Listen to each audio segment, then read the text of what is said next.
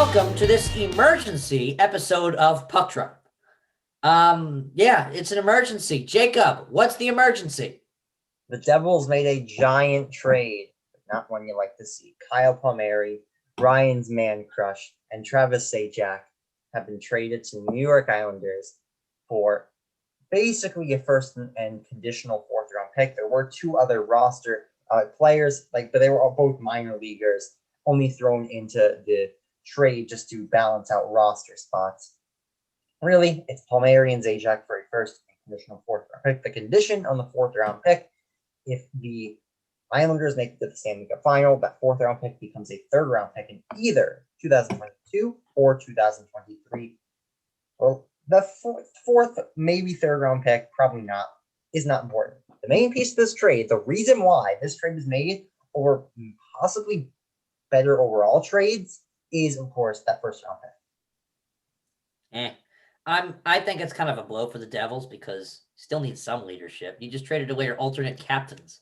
I mean, trading away both your alternate captains, I think in some essence, and I'm sure you two are going to disagree with me because why would you agree with me, is trading away your two alternate captains could take a bigger hit than trading away your captain. Those are two leaders. You just bye. I don't know. Maybe it's a concern on a contending team or a team that's or like early in the season, but like the Devils are out of the race. They're pretty much out of the race, and if they are in the race, they're not intending to be in the playoffs. And so, you could pick up leadership over the off season. Like leadership isn't important at this moment in time. I'm just going to say this right now before we continue. This is not about the race. I don't care about this season. We lost. We're done. It's all for fun. It's all fun and games at this point. We just want to win as much as we can, but this is not about the race. This is about the fact that the Devils just let two, I'd say, of their most loyal, most respected players just traded them away. I don't know. It's just disappointing. And I understand they received something good back, but they're really letting go. They're really letting a lot go. You're making too much of an emotional standpoint. You need to look at this with an unbiased mind. Jordan. You need to look at this with an unbiased mind. You're emotionally attached to these players. You need to look at this with an unbiased mind. Jacob, can you back me up here? I agree, but it's like you trade away the two longest tenured Devils. Yeah. It just hurts, With Palmieri and Zajac were both fan favorites. Zajac was my second favorite player on the team, but only behind Jesper Bratt. I love Travis Zajac. And Palmieri, I kind of accepted he was going to be gone over the past week or so. But, man, for me, it's really Zajac that hurts. Mm-hmm. Well, it always hurts. Obviously, for me, it's Palmieri. Obviously, I'm going to miss Palmieri. That's why, one of the reasons why I love the Devils so much is because I respect Kyle Palmieri. But, it's kind of like a little bit too much gotten rid of. You gained a lot, but you just let go of a little too much. I'm kind of speechless on how to explain it. Well, yes, it always hurts to lose longtime Devils players, but let's look at this trade as it is, as a trade, right? For right now, let's look at our return. We got a first round pick, which is good. And we got a fourth or third round pick. I don't know. Jacob didn't explain it too well. So if you isolate the aspects of this trade, you trade Palmieri. Palmieri would be the one that would get the first, it's probably good. It's good for the Devils, definitely. I don't know how good it is for the Island. If they're going all in. It can't hurt. It can't. It can hurt the Islanders, but they're going. No. They're clearly going. A great player. It can hurt the Islanders because they might not re-sign him, and they might have given up a first-round pick for half a year of Palmieri. But no, they gave up the first. First of all, the Islanders they're at the worst. Their pick is probably going to be in the 23 to 26 range. That is still to give up that pick to replace, because remember, Anders Lee is out for the entire season, including playoffs. So picking up a guy like Kyle Palmieri to replace him and to replace his presence in the locker room is huge. It is. That's There's you can't added really fight that one. That's yeah, a hard. there's a lot of intangibles that comes with trading for Palmieri. But Ryan, Ryan loves to talk about leadership and how important leadership is. Then Ryan, you have to agree with me here. When you trade for Palmieri, you don't only trade for the player, you trade for the player in the locker room too, and that's part of what. Oh yeah, chemistry and booming probably for the Islanders right now. They just got, in my opinion, a guy with one of the best attitudes in the NHL. Yeah. There's a lot of, once again, there are a lot of intangibles that comes in this trade. And so I think the trading the first round pick balances out with all those intangibles. And the Devils really, I mean, the Devils got a lot of tangibles, they got a first round pick. It may not be a high first round pick, but still a first round pick nonetheless. And, for a still rebuilding team, draft capital is the name of the game. The one thing is, though, so now the oldest forward on the Devils is Andreas Janssen. He's 26, and this is only his third full NHL season. That, the Devils forward with the most games played is Miles Wood. Miles Wood. 2 games behind him is Pavel Zacha. And the longest tenured Devil is Damon Severson. I just feel like we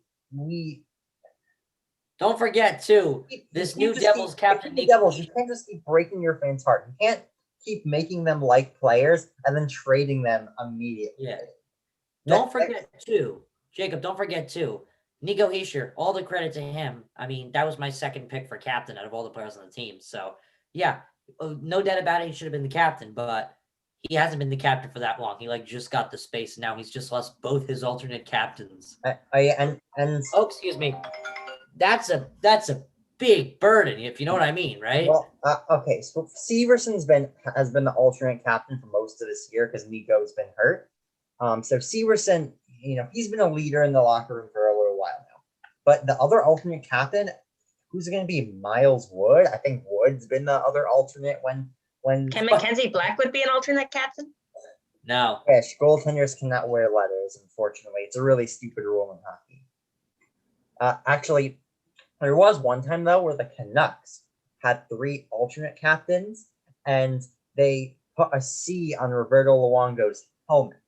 But you can't there's a rule you cannot put a letter on a goaltender's jersey, but you can put it, but nothing saying on the helmet. So the Canucks 1 year rolled with 3 alternates on the ice and a C on Luongo's helmet, which I thought was very cool. Yeah, the Devils don't have a Roberto Luongo yet. They don't have anybody who's been, they're looking for leadership. Their captain is new to the captaincy role. He's not really the captain yet. He's kind of still like the captain, Well, going back to the Devils' leadership, Nico is coming back soon, which will help with Zajac being gone. Of course, yeah. You have to look. Zajac leaves a bigger hole in the Devils lineup than I think most people really think. Zajac for years has been shutting down other teams' top lines and has been one of the best penalty killers in the league. I think he leads the league in ice time, in penalty kill ice time over the past 3 or 4 seasons or so. So you can't just fill that hole. Nico Hischier coming back will definitely help. Nico Hischier is a fantastic 2-way forward, and I think he will blossom into a future Selkie Trophy winner. But still, Zajac, I think Palmieri, since he is a winger, it's more feasible to replace him short term with guys like Alex Holtz. Stepping into the lineup possibly even later this year. He had a 4-point game this afternoon as of when we're filming this episode. But I don't know, you just can't replace Zajac both in the locker room and on the ice. Yeah, I'm all for trading Palmieri. It hurts, but I get the logic behind it. And I kind of get the logic behind trading Zajac too. I mean, I don't know if they were going to re-sign him, but I'm still against it because Jacob points out a lot, and I agree with him. He makes the forwards he comes into contact with so much better. Pavel Zacha improved on a line with Zajac, I'm pretty sure. And he always digs out the Coleman. Late. Oh yeah, he was mediocre at best. Coleman was a nobody before he played with Zajac. After he played with Zajac, he lit it up for the rest of the 2017-18 season. He played with Zajac for almost all of 2018-19 and 19-20, and he was fantastic both those years and was a fan favorite before he got traded. And yeah, he was mediocre at best before. Zajac digs at the pucks. He improves morale. He feeds the scorers. I'm not against. I mean, like, and the Devils wouldn't even get a really good return for him. He was just part of this deal. I mean, he was a major part of the deal, but he was really just he was just there to secure the fourth rounder and part of that first. But like, yeah, so that's why I'm against trading him. You don't get a really good return for him on his own, and the benefits of keeping him around for the rest of the year are astronomical. But yeah, I'm in agreement on the trading of Palmieri. But the forward situation, it's too young. Like I always like a good young forward group that has time to improve, but this is too much of a good thing. Jeez, no. It's gonna blow up in their faces. They need to make another trade to add something to the lineup. I'm gonna be honest with you, we can go over this for 50,000 years. We can talk about this we can go over this for the next hour and just talk about how you really need leadership to be there for the young guys, or else, they don't grow well and stuff. We can go over that a million times, but I just want to say right now, I think that the Devils really are going to miss, and I think they should really honor these two players, specifically Zajac, obviously, of course, Palmieri, fan favorite. I loved him, but yeah, we could talk about how much they're going to affect this team for so long, but I just want to say for 1 second, how do we feel about losing these two guys? Like, how attached to these guys were you? Well, I mean, obviously I'm attached to these guys. I've grown up watching them, but I think you're taking too much of an emotional standpoint here. You need to be unbiased. I'm sorry, Jordan. I'm a Devils fan. You're a Devils fan, but it hurts to lose them. Here. Yeah, why would you not be on my side, Jordan? I'm very clearly on Ryan. Yeah, of course you're going to be emotional. You're like a robot, Jordan. Oh, you don't feel. These are two great players. You got to feel a little sad. I feel sad. Obviously, I feel sad. We were there in 2012. Blah blah blah. They did this. It's okay. We got a first round draft pick. I mean, come on, Jordan. I have a great idea. So the Devils need leadership in their forward group. They need guys to be able, who are able to step up. Guess who's still a UFA and who's been training for the opportunity to get signed for a whole year now? Who? Brian Boyle. Yes! Bring back the Boyle! Bring back Boyle! Bring back Boyle! Bring back Boyle! I've had this bobblehead for years now, since the trade, and it's been worthless because Boyle's not on the team. But if they bring back Boyle, then this bobblehead will be worth something again. I'll give Boyle this. The Boyle effect when he was our fourth line center was really strong. But Boyle Boyle is a really underrated player. He'll score, he can hop in on the power plays to be that net front presence. He can play PK, he can be that big presence in your bottom six. Yeah. That can win faceoffs and first of all, the Devils need some more size. Actually, you know what? I'm not gonna say they need more size. They need a veteran presence in that forward group, and I think Brian Boyle would be a perfect fit. I know some people want to let the young guys play, but to be honest, Nick Merkley. Too much young guys. Too many young guys. Guys like Nick Merkley and Justin Boquist, they're great, but they're never going to be. They're maybe Boquist, Merkley. He's never going to be a real NHL regular. At least I don't think so. Boquist, I think there's too many guys ahead of him in the depth chart already, and that will jump him in the depth chart in the coming year for him to be an NHL regular, at least with the Devils. I think this would be a perfect opportunity for the Devils to bring back an old fan favorite. Mm-hmm. So before we wrap this up, last time, overall impressions of this trade. Let's grade the trade. And you know what? If you look at it as Palmieri for a first and Zajac for a fourth, I'm going to give this trade B plus, A minus. I'm gonna have to say B minus, maybe itching barely at B. I don't know. I just think that the Palmieri effect is severe, and I think that the Devils are going to be missing it real quick. And I mean, come on, it's Travis Zajac, key center, 2 alternate captains we just lost. Talk about, oh my God, he's getting worse as a player. You just don't really see the stuff they do in the background that make this team. So the trade's not as good as we all think it is. I'm going to say, and on top of that, draft pick's not going to be top 5, no chance. So might not even be top 10. No, it won't. The Islanders are good, but yeah. Once again, obviously, I'm hurt by the trade, but like if you look at it as what it is, it's an okay trade. Palmieri for a first, I like that part of the trade. That part is what's bringing it up. What's bringing it down for me is Travis Zajac for a fourth.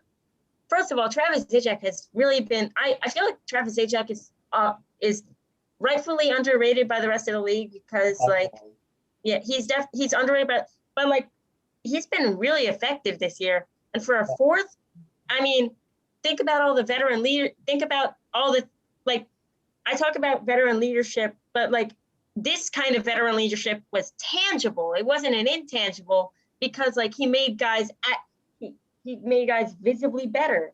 So I disagree with that. So for me, it's a B. All right. Cool. Yeah, so we're all in the B range. We got a B minus, a B, and a B plus. So all in the same range. Okay. Yep. Thank you so much for watching. Feel free to like, share, subscribe, comment down below what you think. Follow us on Instagram, _drop the delicious source, _drop the delicious source. Follow us on Twitter, Jordan at LHS Drop. All right. Sad, but at the same time, maybe some good news as well. Good and bad's going to come out of this. It's only a matter of time till we see what it really is. So we'll catch you in the next one. Take care. Bring back Boyle. Bring back Boyle.